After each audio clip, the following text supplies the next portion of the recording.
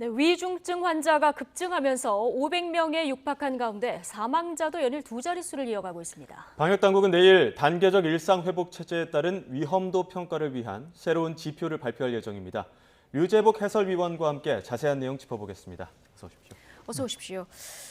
네, 확진자가 크게 늘고 있지는 않지만 위중증 환자가 지금 열흘 넘게 400명대를 보이고 있는 상황이고 오늘은 최다 규모를 또 기록했거든요. 네네. 예상보다 좀 가파른 수준입니까?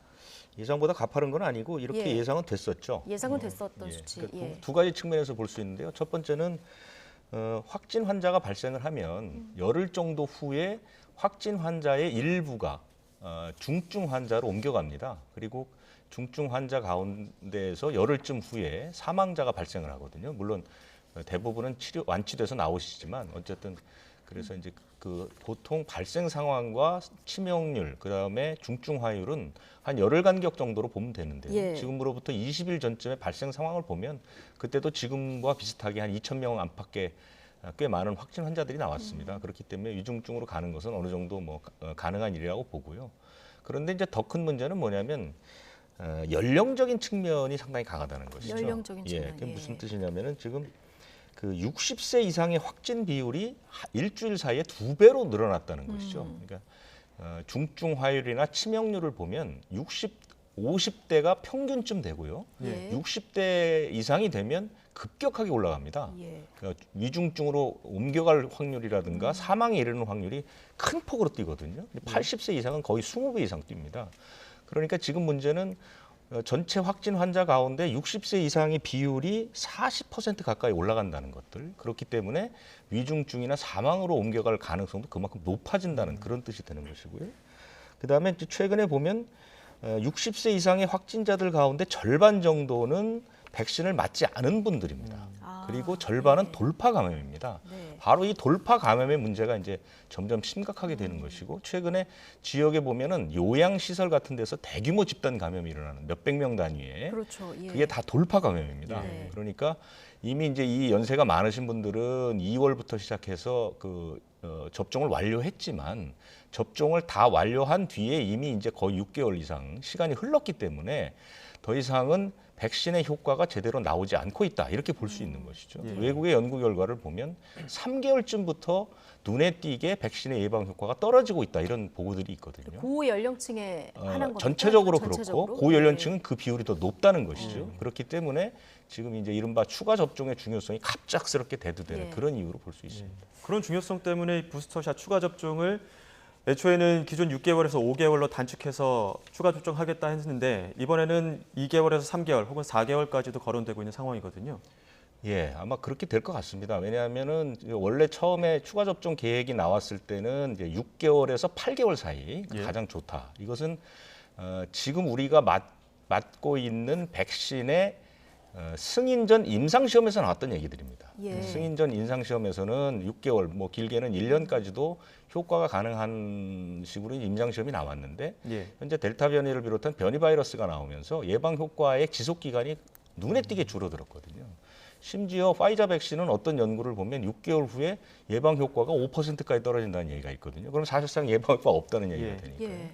그리고 연령이 높을수록 그 위험도는 더 높아진다. 그렇기 때문에 어제 장관이 얘기한 것은 아마 3, 4개월 정도도 당길 필요가 있지 않겠냐 이런 얘기를 한 것이고 실제로 그렇게 갈 것 같고요. 얀센 같은 경우는 이제 2개월부터 다시 추가 접종을 할 정도로 예. 우리가 처음에 생각했던 백신의 예방 효과들은 델타 변이를 중심으로 한 변이 바이러스가 나오면서 사실상 완전히 다 무너진 그런 상태다.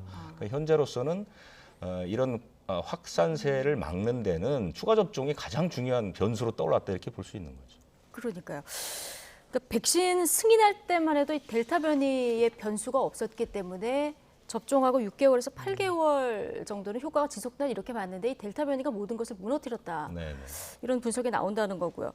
이렇게 위중증 환자가 늘어나다 보니까 지금 병상 가동률도 빠르게 올라가고 있는 이런 상황인데요. 지금 방역 당국의 브리핑이 시작된 것 같은데요. 현장으로 가보시겠습니다. 분석 단장입니다. 11월 16일 코로나19 감염병 정례 브리핑 시작하겠습니다. 먼저 주간 발생 상황입니다. 11월 7일부터 11월 13일까지 1주간 일평균 재원 중인 위중증 환자 수는 447명으로 지난주 대비하여 22% 증가하였으며 사망자는 127명으로 지난주와 유사한 수준입니다. 11월 2주 위중증 환자 수는 60대 이상에서 367명, 40에서 50대가 62명, 30대 이하가 18명이었고 최근 5주간 60대 이상 연령군에서 위중증 환자 비율이 지속적으로 증가하고 있는 추세입니다.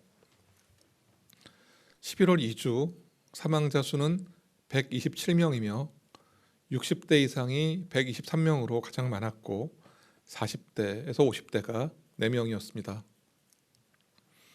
최근 5주간의 사망자 523명 중 백신 미접종자 그리고 불완전 접종자는 64.6%, 완전 접종자는 35.4%였습니다.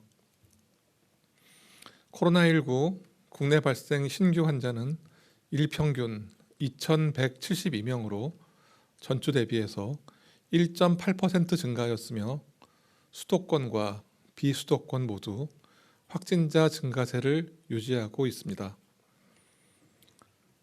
주간 감염 재생산 지수는 전국 1.05로서 전주 대비해서 소폭 감소하였지만 확산세는 지속되고 있습니다.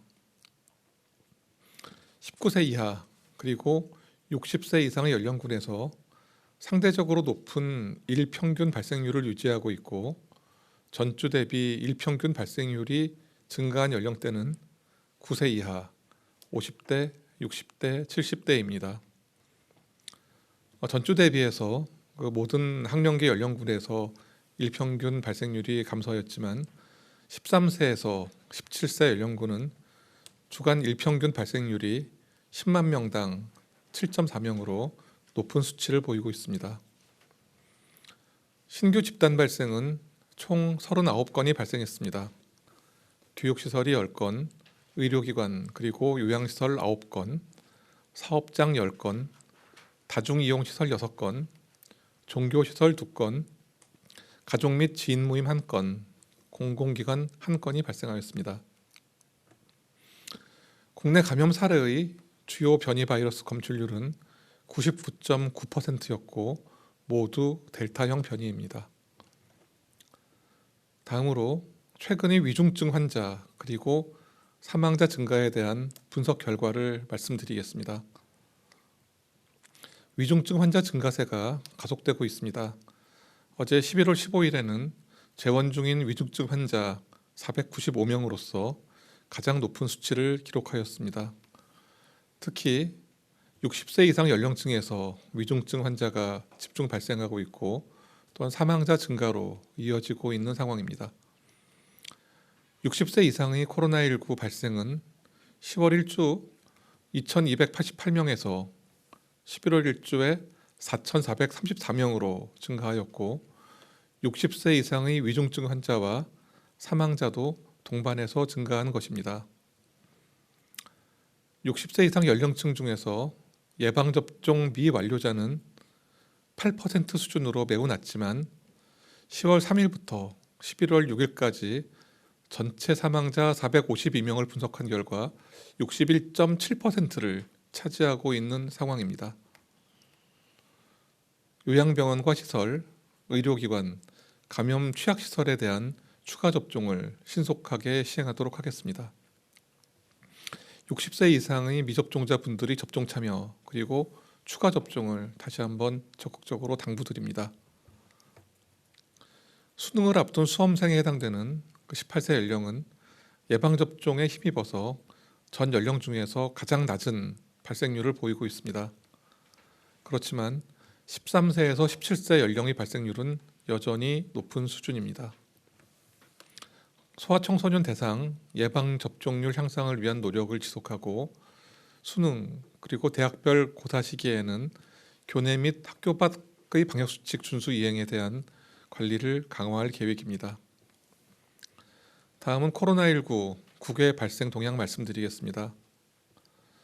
전 세계 코로나19 발생은 3주 연속 증가하였습니다. 특히 유럽에서는 작년 11월 이후에 최다 발생을 보이고 있습니다. 11월 1일부터 11월 7일까지 일주간 전 세계 신규 발생은 310만 명으로 그 전주와 유사한 발생을 보였습니다. 유럽 지역이 200만 명에 가깝게 발생하면서 전체 발생의 63%를 차지하였고, 유럽 지역 61개 국가 중 26개 국가에서 전주에 대비해서 10% 이상 발생이 증가하였습니다. 특히 독일에서 6주 연속 발생이 증가하여 일일 확진자가 역대 최다를 기록하였습니다. 미주 지역의 경우에는 그 전주 대비해서 발생자 수는 감소하였지만 전 세계 발생의 23%에 이르는 높은 비중을 차지하고 있습니다. 미국의 경우에는 주간 발생이 소폭 감소한 가운데 5세에서 11세 연령층에서 가장 높은 발생률을 보인 점이 특이한 점입니다. 다음으로 코로나19와 인플루엔자의 동시 유행 대비 상황에 대해서 말씀드리겠습니다. 코로나19 유행 이후에 올바른 손 씻기, 마스크 착용 등 개인 위생 수칙 준수와 사회적 거리 두기 등의 영향으로 인해서 인플루엔자 환자 발생이 감소하여서 지난 겨울에는 인플루엔자 유행주의보가 발령되지 않았습니다. 그러나 최근에 이동량이 늘어나면서 사람 간 접촉도 많아지고 보육시설 그리고 학교의 등원, 등교가 확대됨에 따라 인플루엔자 환자가 증가할 가능성이 높아지고 있습니다.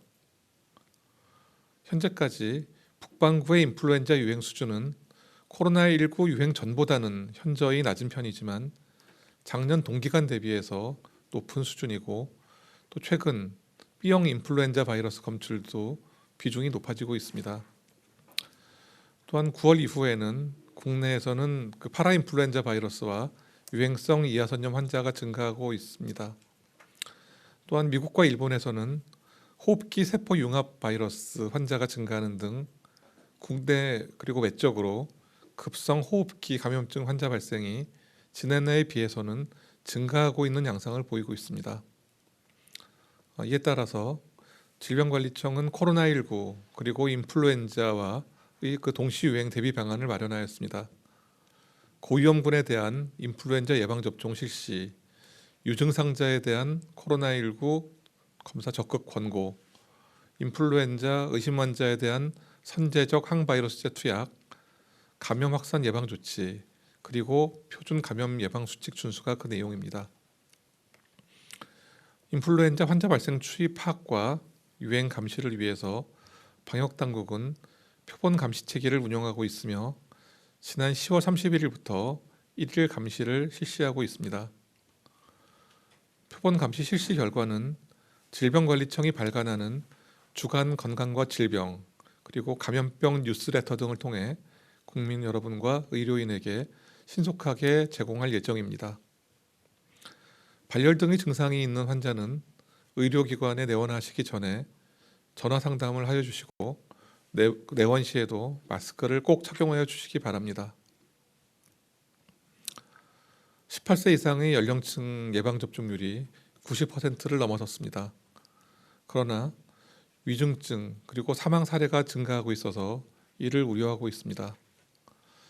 백신은 감염 예방과 중증화 그리고 사망을 줄이는 가장 강력한 대책이지만 백신에 앞서서 감염 가능성을 차단하는 것이 보다 중요합니다. 손 씻기, 마스크 쓰기, 자주 환기하기 등 기본 방역 수칙의 준수가 무엇보다도 중요한 이유입니다. 국민 여러분께서도 경계심을 유지하여 주시고 기본 방역 수칙의 준수에 함께 힘써 주시기를 바랍니다. 일상의 회복과 안정화를 위해 정부도 최선의 노력을 다하겠습니다. 네, 그럼 지금부터 기자님들 질문에 답변 드리는 시간 갖겠습니다. 네, 방역 당국의 정례 브리핑 내용 듣고 오셨습니다. 위중증 환자가 60세 이상에서 집중되는 상황에 대한 설명이 있었고요. 관련해서 요양병원이나 취약시설의 추가 접종에 속도를 내겠다. 소아 청소년 예방 접종률 높이기 위한 방안도 마련하겠다. 이런 내용들이 얘기가 나왔는데요. 주요 내용 중심으로 유재복 해설위원과 계속 얘기 나눠보도록 하겠습니다. 자, 유재복 기자. 네. 지금 아까 고령층에서 지금 위중증 환자가 늘어나고 있는 원인 이런 것들 다 짚어주셨고요. 지금 소아 청소년 부분은 하나 볼 텐데 지금 소아 청소년 그 백신 접종률은 얼마나 됩니까? 지금 소아청소년 백신 접종률은 일단 조금 아까 그 방대본에서 얘기한 것처럼 고3 학생들은 90%가 훌쩍 넘겼죠. 예. 그 이하 학생들을 상대로 지금 12살부터 17살까지 반으로 나눠서 이제 나이가 좀 많은 학생들은 접종이 이제 어느 정도 이루어졌죠. 그 예. 접종률은 한 30% 정도 되는데요. 문제는 이제 그 이하 12살에서 15살 이 학생들은 지금 예약도 받고 접종도 시작됐지만 접종률이 5%가 안 됩니다. 굉장히 낮은 상태고요. 최근에 이제 그 확진의 특성이 이 10대와 60대 이상의 확진 비중이 계속해서 커지고 있다는 것이죠. 네. 그것은 뭐냐면 60대 이상은 아까 설명드린 것처럼 돌파 감염, 그러니까 백신의 예방 효과가 이제 시한을 다 했기 때문에 돌파 감염이 일어나는 그런 부분이 있는 거고, 10대 학생들 어린이 청소년들은 예방 접종률이 상대적으로 낮은데 이 학생들이 접촉이나 활동이 굉장히 많죠. 지금 이제 우리 그 일상적 단계적 일상 회복에서는 이제 모임이나 다중 이용 시설 같은 게 자유롭기 때문에 이 학생들이 접종이 안 된 상태에서 많은 사람과 만난다는 것이죠. 예. 그렇기 때문에 그 10대의 그 확진율이 그만큼 다른 연령대보다 높다는 얘기입니다. 예. 그래서 정부가 최근에 지금까지는 10대 소아 청소년들에게는 자율적 접종을 권고했었습니다. 네. 그러니까 왜냐하면 위험 요인들이 있기 때문에. 그런데 최근에 워낙 그 접종률이 낮고 확진율이 올라가기 때문에 최근에는 적극적으로 접종을 권고하는 방식으로 예. 정부의 방침 자체가 좀 바뀐 상태입니다. 예, 지금 아까 방대본 브리핑에서도 보셨지만 60대 이상에서 위중증 환자 비율이 급속하게 증가하고 있다는 또 발표를 했습니다.